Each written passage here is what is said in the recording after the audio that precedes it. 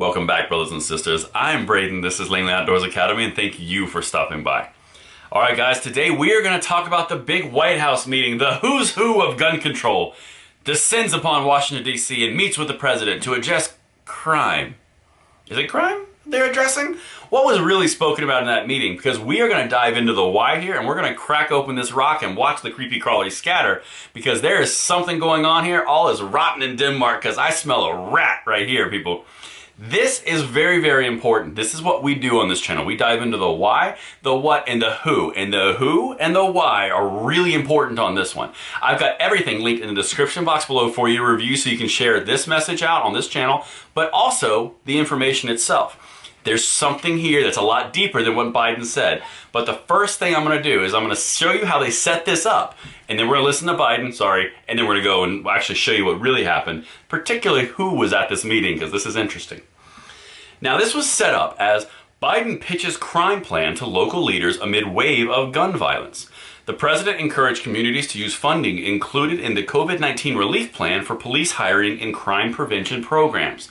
That's what they set it up as. Listen to what Biden actually says. This is going to be 1 minute and 18 seconds, and I apologize in advance, but we got to do it. We've been at this a long time. A long time. Seems like most of my career I've been dealing with this issue. Well, there's no one-size-fits-all approach. We know there are some things that work, and the first of those that works is stemming the flow of firearms used to commit violent crimes. And you and I have talked about this, Mayor, before. And it includes cracking down on holding rogue gun dealers accountable for violating the federal law. It includes the Justice Department creating 5 new strike forces to crack down on illegal gun trafficking, and the Carters supplying weapons to cities of New York, from New York to the Bay Area. Secondly, is supporting local law enforcement with federal support they need. Our strategy provides including funding for law enforcement through the American Rescue Plan for states, cities, and to be able to hire police and pay them overtime in order to advance community policing. Third, our plan invests in community violence and intervention. What we want to do is, when we know we utilize trusted community members and encourage more community policing, we can intervene before the violence erupts. All right, thank you for sticking through that, because I was dying. All right, so here's something that he just said, which was really important. They're gonna beg cities and encourage cities to use the COVID-19 funding that they passed for COVID-19 to hire more police officers and pay them overtime. Then he mentions community policing in order to get the violence down. Interesting, because about the last 18 months, that has been an absolute anathema to the American experiment, but now all of a sudden it's totally normal. Isn't that interesting how that pendulum switched so fast? Could it be because the polling is not going their favor? I think so. Hashtag politicians, they'd be dirty. All right, so now, after you just heard him say that, we're going to zoom out in a second and look at everyone at this meeting, and you tell me if this is all they were talking about. But let's go back to that first article quote. The subtitle: the president encouraged communities to use funding included in the COVID-19 relief plan for police hiring. He encouraged it, did not demand it. Earlier this year, he also did some executive actions, not executive orders. Everything this man does is based on recommendations, not orders, law, or passing. Toothless tiger, just saying, or paper tiger, toothless, whatever. Paper tiger, okay? Now, definitely a risk, but I'm just saying.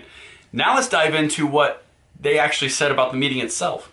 President Joe Biden will host New York City's Democratic mayoral candidate and other city and law enforcement leaders from around the country to talk about reducing crime. Crime, interesting.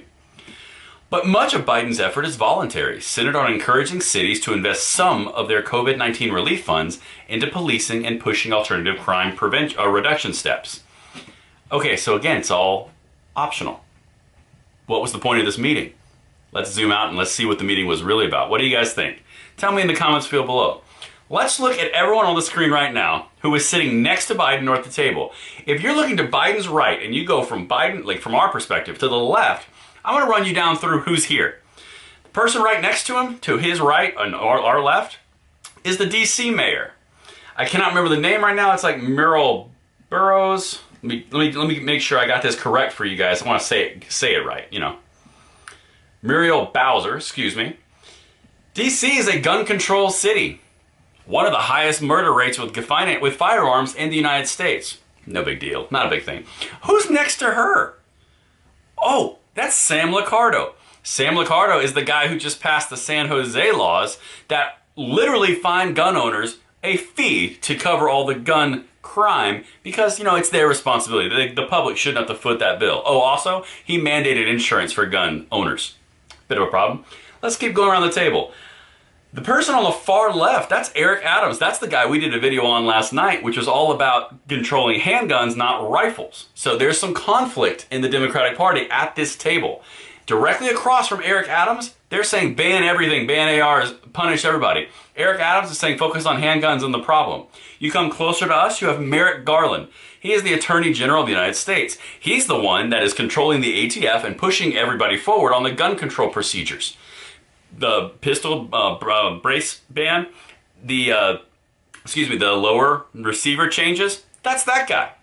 So you're telling me at this meeting, all they talked about was crime reduction and making sure some funding from the COVID-19 funding bill that passed went to policing. Come on, y'all. We were born at night. We weren't born last night.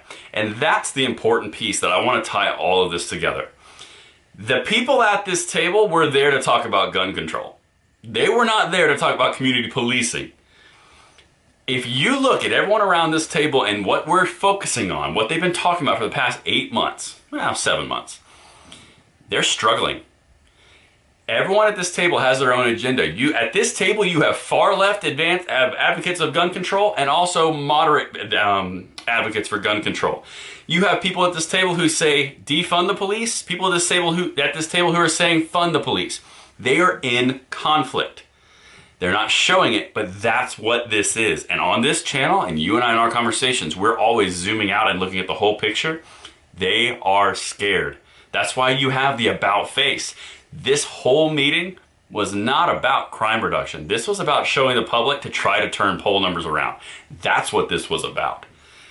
And that's what I've got for you tonight, guys. Let me know what you think in the comments below. Am I onto something or am I just crazy? But until tomorrow, I'm Braden. See you later.